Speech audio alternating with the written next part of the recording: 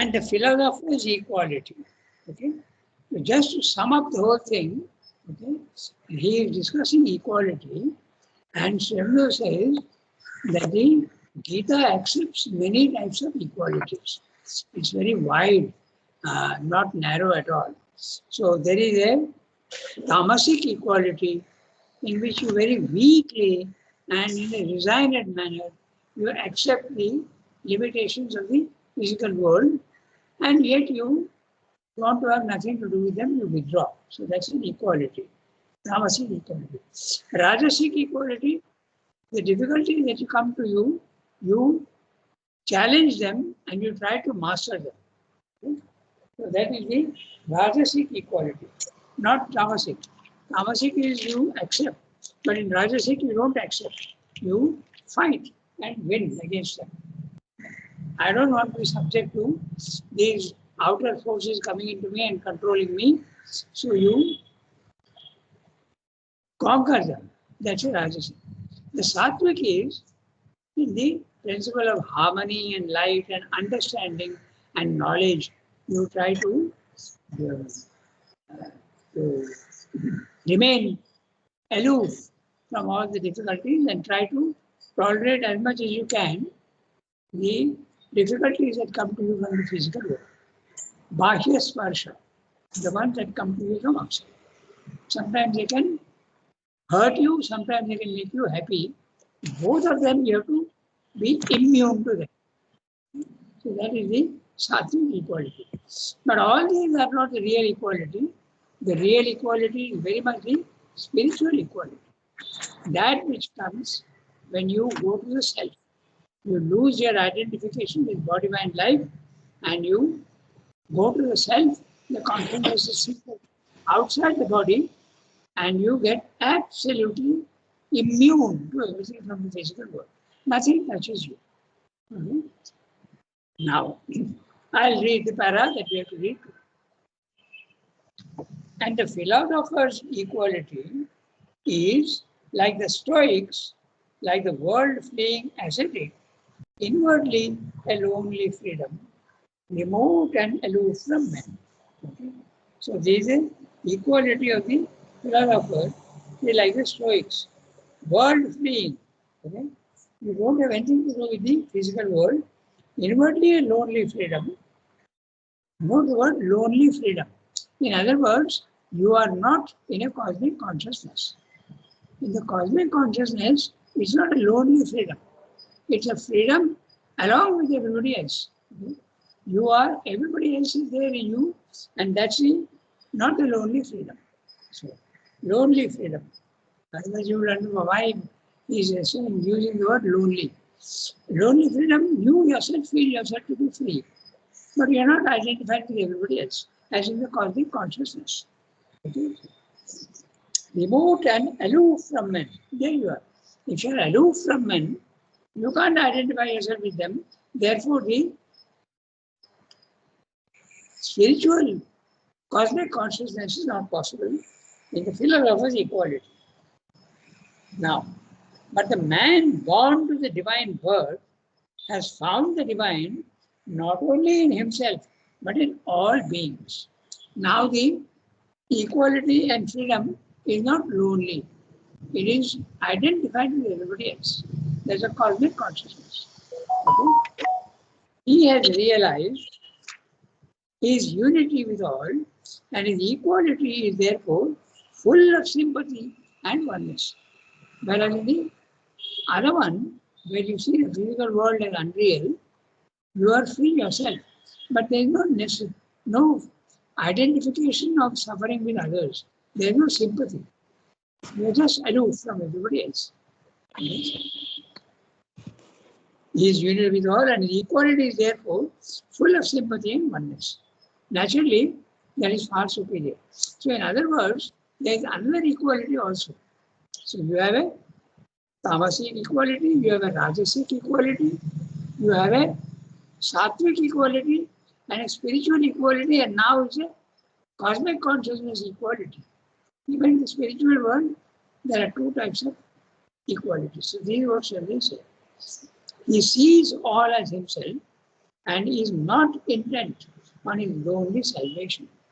So, like Buddha, like Vivekananda, like Sri Aurobindo, he wants liberation for everybody. Okay? He has mentioned that in the synthesis of yoga. Okay?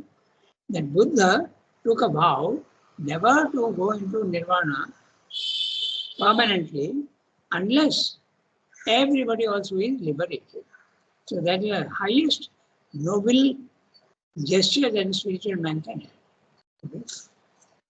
He sees all as himself and is not intent on his lonely salvation.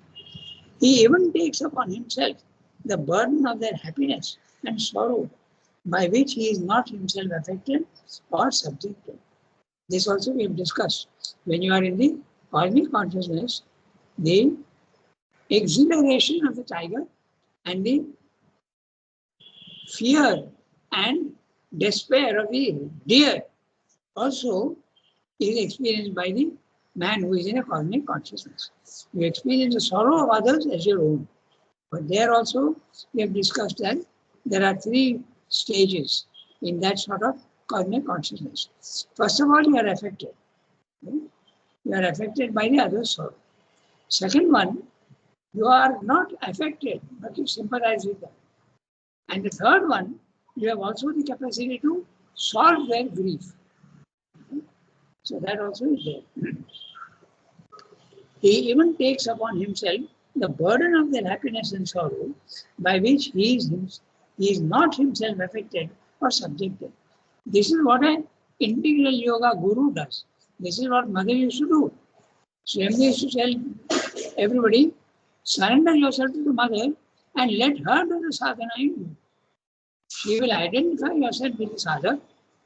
She will identify herself with the sadhak and know his problem. And now his problem is her problem. And she has the capacity to solve it. So that's what she will do. Okay, so the perfect sage, the Gita more than once repeats, is ever engaged in the large equality, in doing good to all creatures, and makes that his occupation and delight. Sarva bhuta hite rata. He is always engaged in doing good to others. The perfect yogin is no solitary, musing on the self in his ivory tower of spiritual isolation.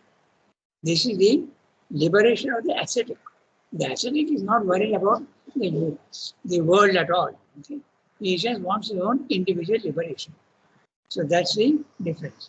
But the perfect yogin is very much concerned with the world and its suffering. I'm reading that sentence again.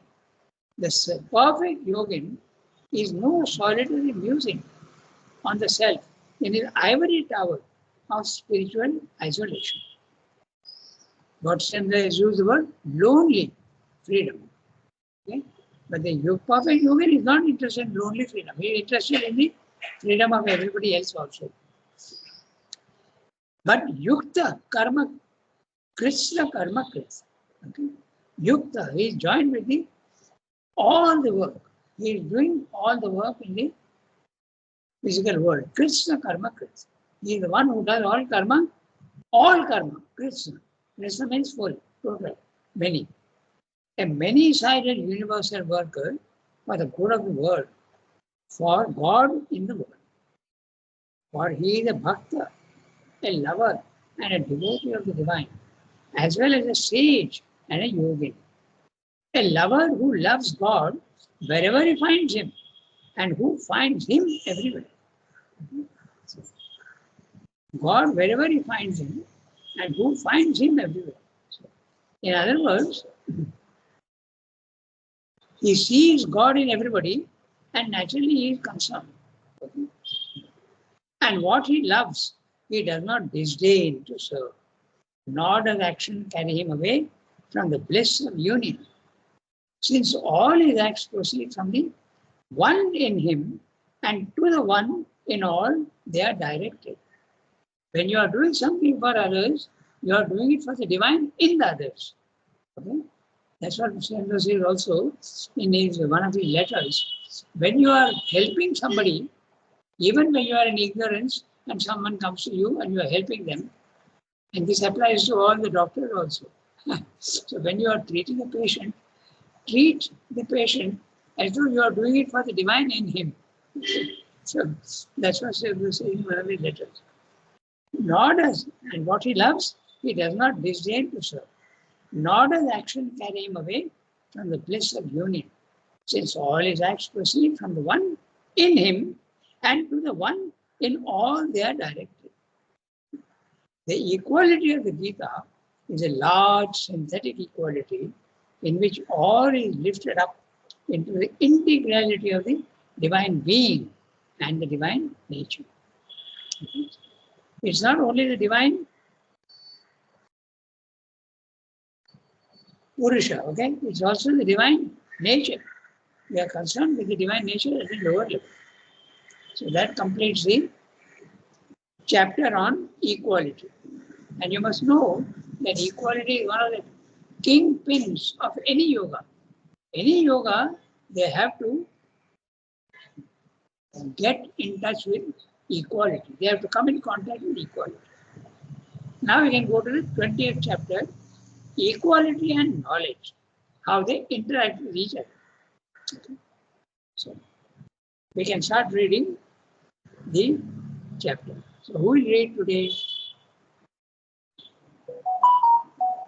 I see today. Pallavi, would you like to read? Or Tarika is also suggesting that she can read. Okay, Tarika, you can read. Let Tarika read. Yes. Okay, Tarika, read. If you have the text. Yoga and knowledge are, in this early part of the Gita's teaching, the two wings of the soul's ascent. By yoga is meant union through divine works done without desire, with equality of soul to all things and all men, as a sacrifice to the Supreme, while knowledge is that on which this desirelessness, this equality, this power of sacrifice is founded. The two wings indeed assist each other's flight, acting together, yet with a subtle alternation of mutual aid, like the two eyes in a man which see together because they see alternately. They increase one another mutually by interchange of substance. As the works grow more and more desireless, equal-minded, sacrificial in spirit, the knowledge increases. With the increase of the knowledge, the soul becomes firmer in the desireless, sacrificial equality of its works. The sacrifice of knowledge, says the Gita, therefore, is greater than any material sacrifice. Even if thou art the greatest doer of sin beyond all sinners, thou shalt cross over all the crookedness of evil in the ship of knowledge. There is nothing in the world equal in purity to knowledge. By knowledge, desire and its firstborn child, sin, are destroyed. The liberated man is able to do works as a sacrifice because he is freed from attachment through his mind, heart, and spirit, being firmly founded in self-knowledge. Gata sangasya muktasya jnana vashishta chetasaha. All his work disappears completely as soon as done, suffers laya, as one might say, in the being of the Brahman, praviliyate.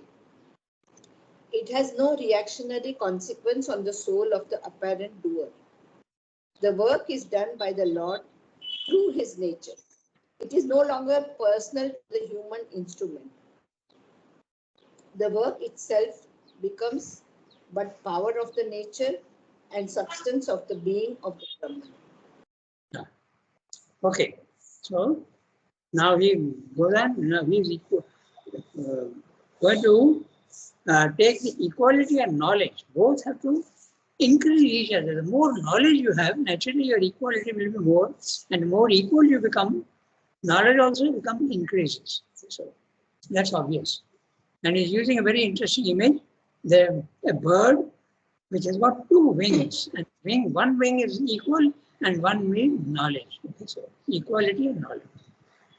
Yoga and knowledge are, in this early part of the Gita's teaching, the two wings of the soul's ascent. Okay? So, by yoga, he is defining what yoga is. Okay? By yoga is meant union through divine works done without desire. Okay? So you do the works. The other yogas are saying don't do any work because it will give you attachment and desire. But you are saying, the Gita is saying you have to continue to do the work without desire. Yoga is meant union through divine works done without desire, with equality of soul to all things and all men, as a sacrifice to the Supreme, while knowledge is that on which this desirelessness, this equality, this power of sacrifice is founded. So, he has defined both what is meant by yoga and what is meant by knowledge. Yoga is very clear, union with the divine by doing works, okay? Particularly karma yoga. Then knowledge is what now Sindri is saying as a sacrifice yoga. Where is that knowledge? Okay. As sacrifice to Supreme, while knowledge is that on which this desirelessness, this equality, this power of sacrifice is founded. The more knowledge you have, the more desireless you will become, and the more equal you will become, and then your power of sacrifice is founded. The power of sacrifice, remembering the divine all the time, and giving, offering your whatever you are doing to him.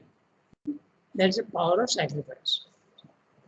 The two wings indeed assist each other's flight, acting together, yet with a subtle alternation of mutual aid, like the two eyes in a man, which see together because they see alternately, they increase one another mutually by interchange of substance.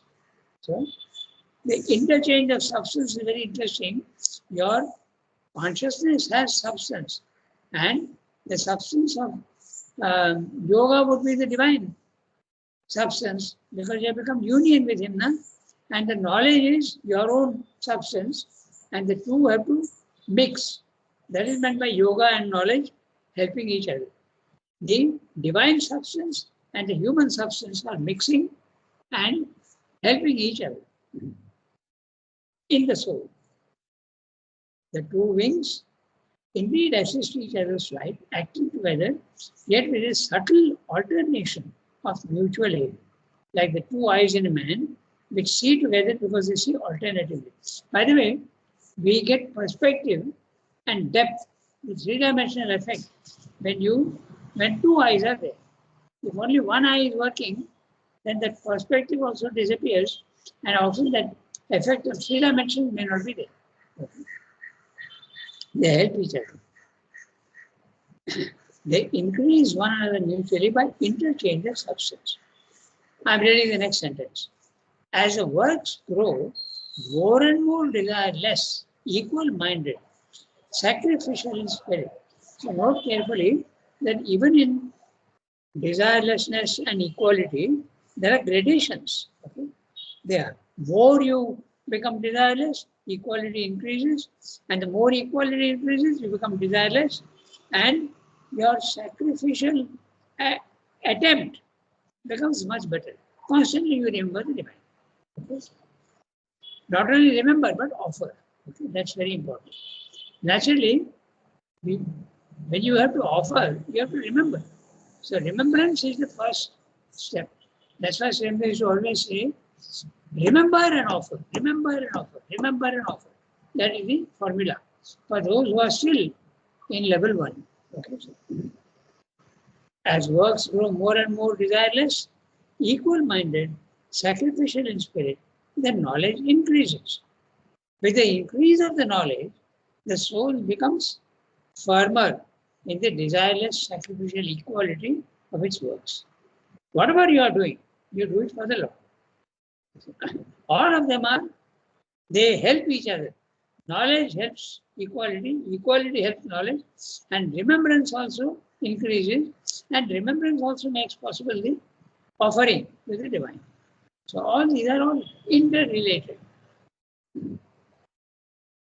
The sacrifice of knowledge, says the Gita, therefore, is greater than any material sacrifice. Material sacrifice, you offer money or you offer so many. When you go upstairs, you will see people used to offer so many things, ivory items, okay, beautiful um, artifacts, okay, vases, and things from Japan and China. All these things are kept in the cupboards there. People used to offer all sorts of things. So Gita is saying those offerings are okay, but the offering of knowledge, that's the greatest. The sacrifice of knowledge, says the Gita, therefore, is greater than any material sacrifice. Even if thou art the greatest doer of sin, beyond all sinners, thou shalt cross over all the crookedness of evil in the ship of knowledge. It's again an image. Okay, so Rangata, how can we offer knowledge? how can we? Offer the knowledge, like Ah, it is easier to offer works, but how to offer knowledge? okay. When you are making an effort, okay, I'll give you a very simple example. Okay, I'll give you a very simple example. Suppose you are reading a text. Okay, I read the Ramayana. Others may read some other text also. When you are reading Srimad also, okay, you don't understand a particular passage. Okay, then you ask the divine for help, and suddenly, if you are open, you will get the help. Then you have knowledge. The knowledge is increased, and then you offer that in gratitude to the divine. So you are offering your knowledge back to him. He gives it to you, and you give it back to him with gratitude. So every time you get a little more knowledge, you acknowledge the help of the divine and say, you don't need to say thank you in words, but that should be the attitude, gratitude. You can offer. Whenever your knowledge increases something, remember and offer. I know your question is a very good one because knowledge is something so abstract. How do you offer that? You can offer it when you get the knowledge. Okay? When something opens in you and you understand something which you never understood before, your knowledge is increased. So Rangata, offer. Pardon? Can I add something?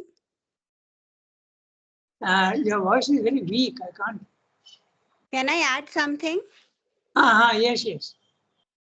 I was just thinking that by knowledge in Gita is not the mental knowledge alone. It is the Spiritual perception of knowledge. it is the Spiritual knowledge. Yes. gradual perception of the truth of reality. The Yeah. truth. So that can be offered. Every time there is.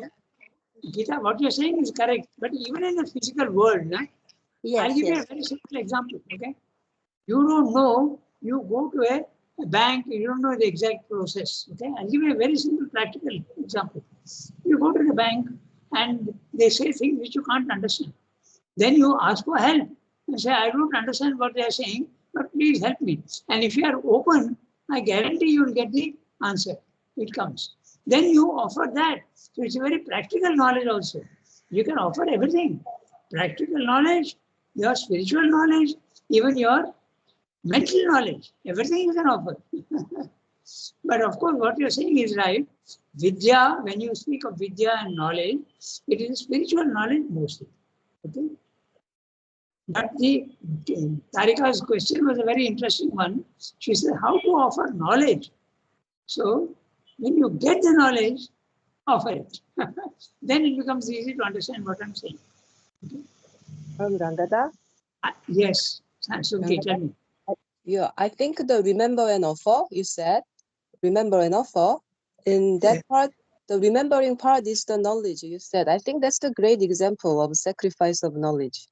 Remembering. So we just do Yes. work without remembering. The work goes, the work is not yoga. So, but Yes. by remembering, the work becomes the yoga. So remember and offer. I think that's the great example of sacrifice of knowledge, right? Quite right. Quite right. Mm-mm. This offering of knowledge is very much related to remember and offer. Remember and offer. Okay? But remember In and that- offer can be, no, remember and offer can be your practical work also. That is everything. But knowledge particularly, that was my question. Remember and offer, yes, you can remember and offer, or your work also, your everything. But particularly knowledge, when he is saying, I didn't know how to offer knowledge. Yeah. Anyway, I have explained to the best of my ability. Yeah, it is very clear, Rangada. When you gave the example, it's very clear. Okay, okay. So if it has helped, that's good. Okay. Because as you keep going, your knowledge also starts increasing. Na? So that you offer immediately. So good. I know I had the same question myself. How do you offer? Even your thoughts, the question was in me, how do I offer a thought? It's easy to offer something material. Okay? But how do you offer an emotion? How do you offer a knowledge? How do you offer a thought?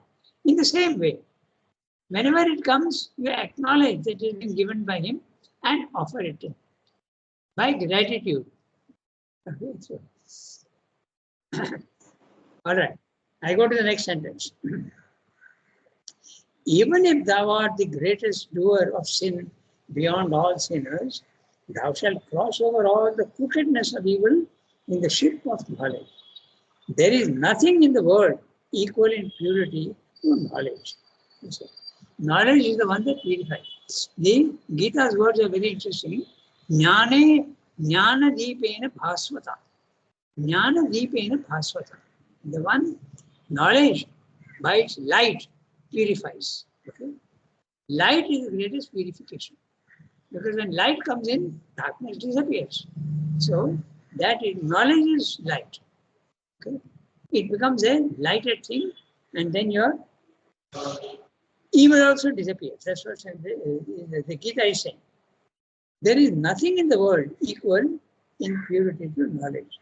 These are on the fourth chapter, verse 36 and 38.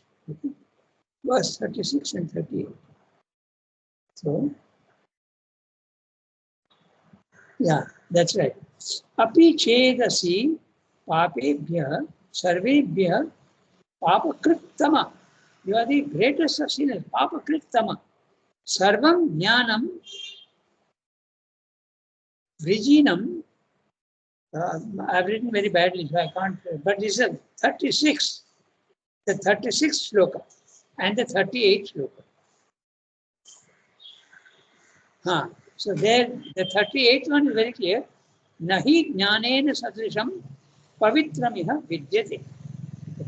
Nothing is equal to the purification by vidya. Nahi jnanena sadrisham pavitramiha vidyate. Nothing is more purifying than knowledge.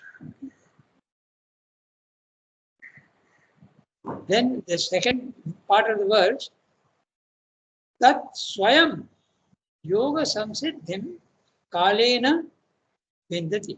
Kalena Atmani Vindati. Tat Swayam Yoga Samsiddhi Kalena Atmani Vindati. You, in time, in good time, when the maturity comes by itself, this yoga samsiddhi, by the knowledge comes within yourself. Atmani Vindati, you find it. That's what he said. Rangada, Yes. Rangada, this Yes. knowledge you talk of is knowledge of the self, no? The self gets knowledge. Pardon? The knowledge of yourself, because as it is, knowledge can increase crimes and sins, no? As you get more and more knowledge, in this world we see more and more crimes happening. but this knowledge is actually related to self. No?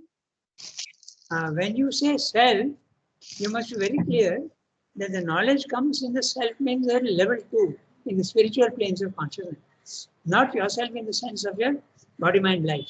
When you say yourself, at our level, yourself is the body, mind, life. But the Yes. Gita is talking of the self Atmani in the in Sanskrit, very clear. Okay? Atmani, in the soul, That's in the self. in the soul. Okay. Yeah, that's it. Okay. I go to the next sentence. The liberated man is able to do works as a sacrifice because he is freed from attachment through his mind, heart, and spirit, being firmly founded in self-knowledge. Gata sangasya muktasya jnanavasya chetasa. Gata sangasya. The attachments are all gone. The union with your desires. Okay, Gata Sangha. Sangha is attachment, union, unity with the desire. That is gone. Muktasya. Jnana vasya chetasa. Jnana vasya. You are situated. You are firmly established in knowledge. That's what he said. And Srimad is translating. All his work disappears completely as soon as done. Suffers laya. Laya means disappearance. Okay? As one might say, in the being of the Brahman, praviliyate. Praviliyate dissolves and disappears, just like sugar in milk or salt in water. Okay, so praviliyate just dissolves all the consequences of your own actions. It has no reactionary consequence on the soul of the apparent doer. So, this is very interesting. When you are identified with your body, mind, life, the action is taking place in the body, mind, life, and you are attached to it. Therefore, there is suffering. But the moment you are outside your body, mind, life, there is no attachment to the body, mind, life. Body, mind, life continues to suffer, but your soul is not suffering. It becomes a witness. It just looks on top and sees and is not affected at all. It's actually a physical separation. The soul comes out of your body, mind, life. Okay? The work is done by the Lord because He does the work through His nature. It is no longer personal to the human instrument. You have surrendered yourself to the Lord fully and He is doing the work through you. But this, of course, is not a very low level. It's a very, very high spiritual level. When you become a perfect instrument of the divine. Normally, you become an instrument in a very imperfect manner. Partly it's your own contribution, partly it's the contribution of the divine. That's the middle stage. The last stage is when you become perfectly equal and immobile, and the divine is working through you perfectly. Obviously, that can come only at a very, very late stage of development. Okay. The work is done by the Lord through His nature. It is no longer personal to the human instrument. The human instrument, body, mind, life. The work itself becomes but power of the nature and substance of the being of the Brahman. The work itself becomes but power of the nature and substance of the being of the Brahman. Your nature becomes para prakriti, not the lower nature. So that's what he's saying. We have only 5 minutes left. So how big is the next paragraph? We can read it. Yeah, it's about a page. We can read, okay, and we'll discuss it next time. So, Pallavi, would you like to read? Yes, Rangada. Go ahead, read it. It is in this sense. It is in this sense that Gita is speaking when it says that all the totality of work finds its completion, culmination, end in knowledge. Sarvam karma kilam jnana Parisamapyate. parisamapyate. Yeah. Sorry. I lost the page 1 minute. Because I'm putting on the Okay, take your time. 1 minute.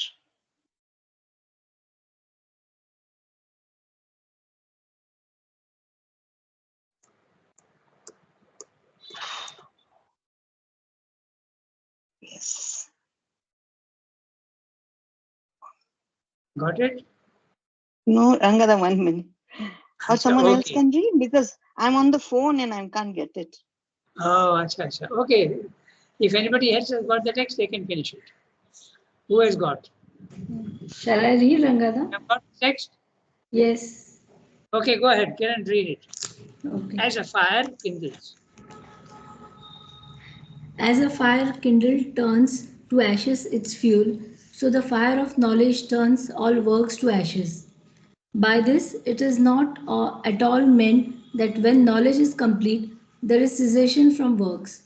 What is meant is made clear by the Gita when it says that he who has destroyed all doubt by knowledge and has by yoga given up all works and is in possession of the self is not bound by his works.